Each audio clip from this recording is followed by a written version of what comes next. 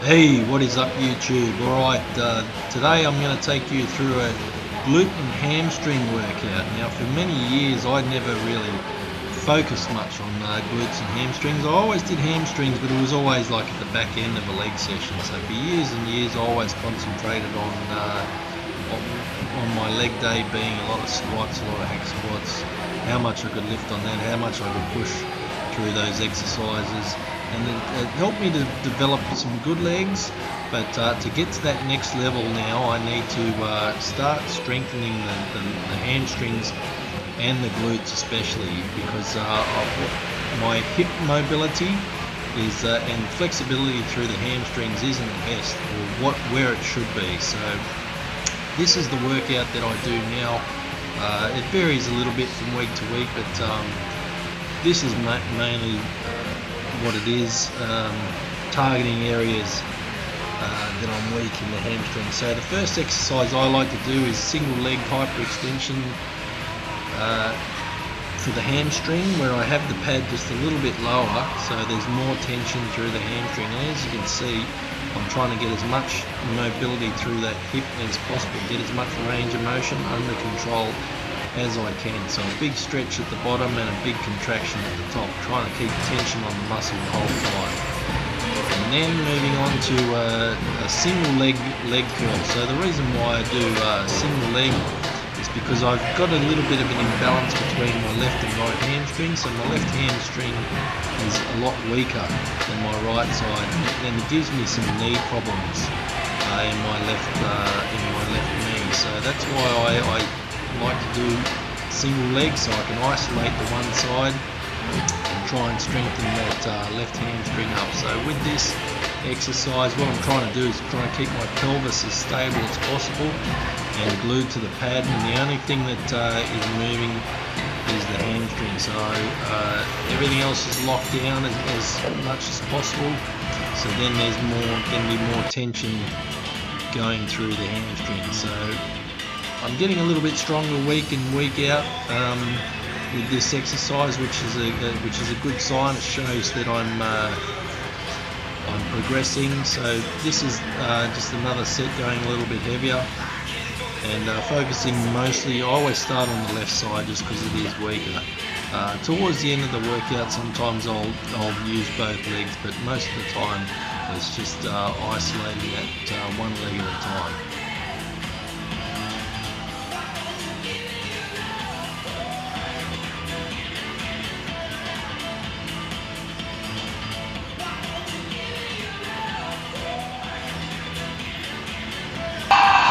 Alright, so then moving on to a seated hamstring curl, and the idea behind this exercise is just that you can brace a lot more and it's easier to keep your pelvis stable while I'm already fatigued the hamstring. So I can just sort of lock down and just try and grind out as many reps as I can. I can also get a bit more tension at the shortened range, which is a little bit difficult on the lying leg curl. So lying leg curl is great for isolating one leg at a time, but this one is good for getting a little bit more tension through the muscle.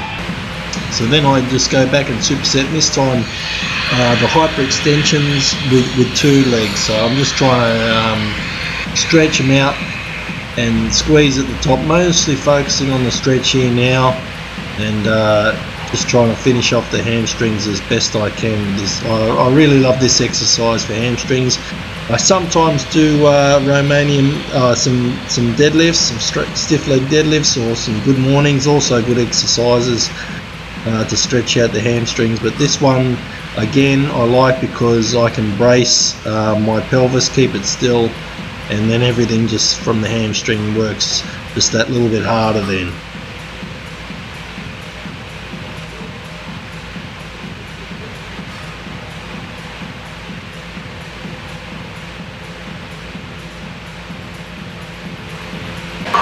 So then the next exercise is the sumo deadlift, and the sumo deadlift is an exercise that's a little bit new to me. I've never really done it in the past, but it's a great one for building up the abductors and the glutes. And the main thing that I'm trying to focus on here is keeping my shin bone straight up and down, because I have a tendency to want to use more quads. So see, I'm checking myself in the mirror, just seeing that shin bone is straight up and down and those hips are going back. So if the shins are straight up and down, the hips go further back and more work gets done by the glutes that way. So I'm trying to keep that back straight and arched and just trying to pull through the abductors and the glutes. Then moving up in weight, this is about 120 kilos.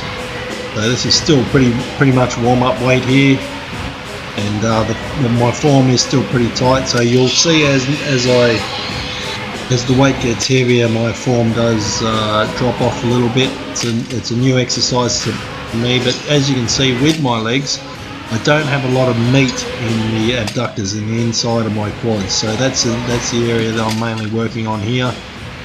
And the glutes as well, so trying to get that area nice and strong and hopefully get a bigger deadlift and squat overall.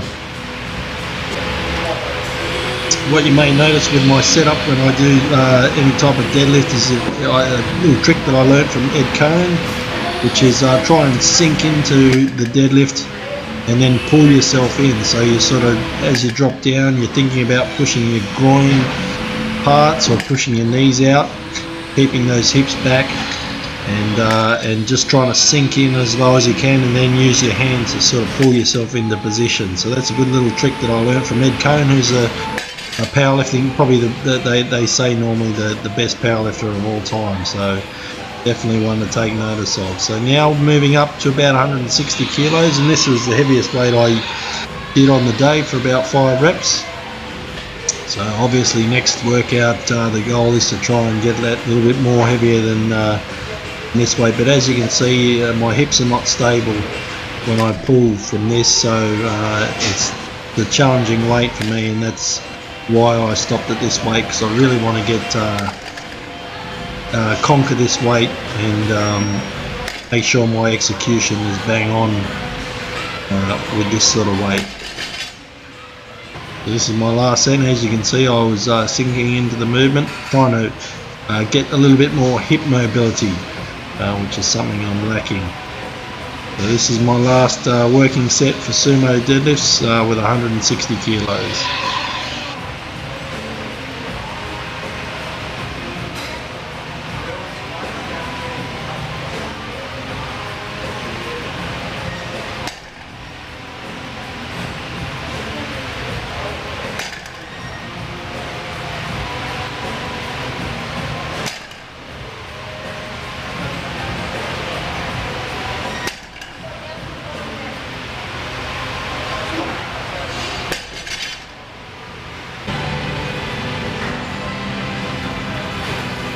Exercise just to finish off the abductors and glutes mainly is banded hack squats, and normally hack squats is a quad building movement, but as you can see by the way that I have my feet, I have them very high on the platform. So again, my shins are straight up and down, and there's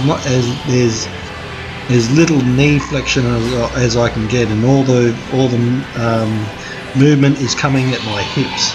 So I'm using a band around my knees as well to try and have something to push against to activate my glutes more, and make sure that I'm pushing my knees out and hitting my abductor. So I'm working up 2 plates plus the band. It gets pretty heavy, so the band basically is just to create more tension, help with the range of motion, makes the exercise more challenging. And so normally with a hack squat it's very light, very heavy at the bottom, quite light at the top, but with the band it just makes it a little bit more challenging at the top, so the muscle is under tension for a longer range of motion. But that's my glute and hamstring workout. There are a few other lunges and glute bridges that I do as well, but didn't record them. But I hope you guys enjoyed, and please like and subscribe if you like the video.